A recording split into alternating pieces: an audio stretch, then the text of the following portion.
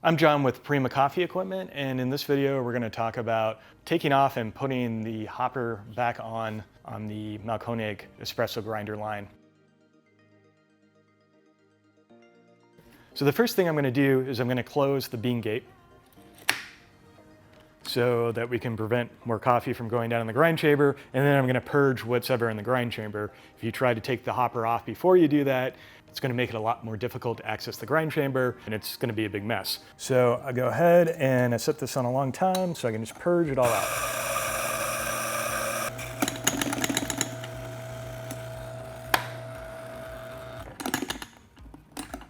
Spraying all the coffee out.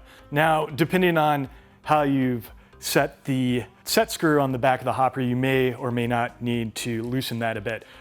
If it's a real struggle to turn the hopper in the hopper lock, then go ahead and back that screw off a little bit. It's just a standard flathead screw. Now that I've purged, I've moved that screw back.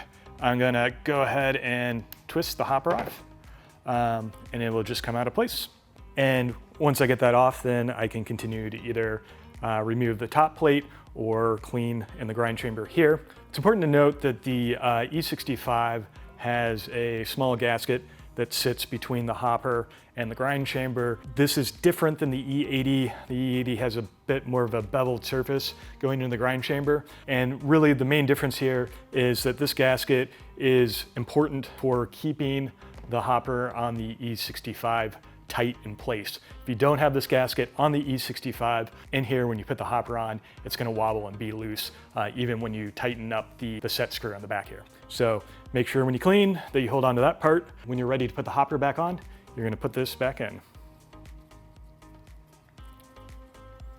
So before we put the hopper back on, I just wanna get zoomed in here so that we can see that there is a little pin switch and a channel associated with that is this key right here on the hopper. So that switch is a micro switch. As you notice, when I take the hopper off, the power to the grinder goes off. If that switch doesn't depress, the grinder won't turn back on. A lot of times, debris, coffee grounds and such will get inside this channel and will prevent the key from pushing the switch down properly or fully. That will then in turn prevent the grinder from powering on. I've made sure that's clean, and I'm gonna go ahead, I'm gonna take the hopper with the key facing that way. Then I'm just gonna simply turn it, and I can hear it lock into space. And then I'm gonna open the gate, and I'm good to go. I'm John with Prima Coffee. Thanks for watching, and we'll see you in the next video.